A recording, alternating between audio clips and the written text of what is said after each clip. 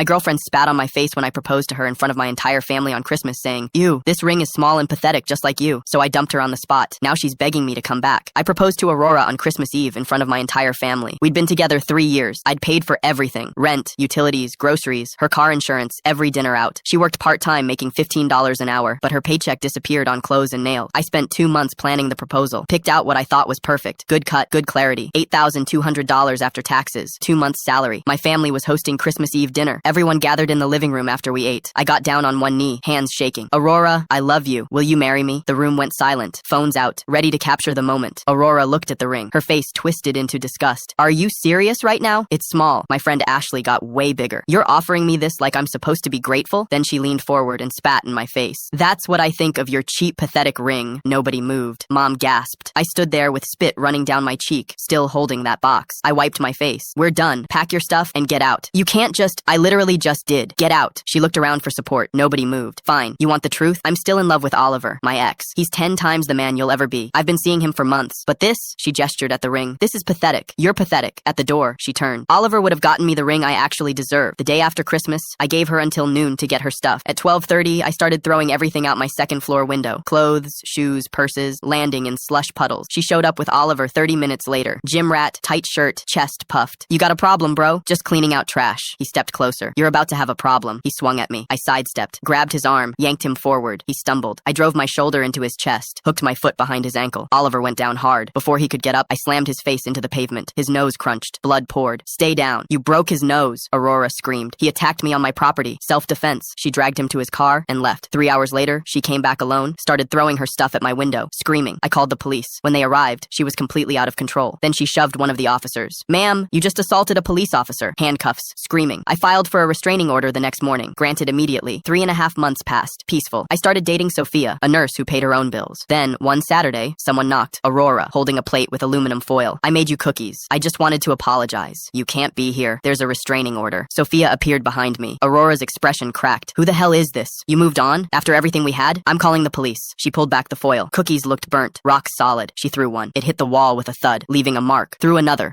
They weren't breaking. Solid as rocks. 911, what's your emergency? My ex is violating a restraining order and throwing things. Aurora lunged at Sophia. I grabbed her arm. She clawed at me, trying to push past. "Get away from him. He's mine." Officers arrived. One picked up a cookie, squeezed it. "What's in these?" "Concrete." "They're cookies. These are weapons. I could knock someone out with one of these." Arrested for violating the restraining order, attempted assault, and criminal mischief. 6 months later, the DA called. Aurora took a plea. 45 days in jail, 18 months probation, anger management, $1,240 restitution. Restraining order extended 5 years. Sophia and I are still together.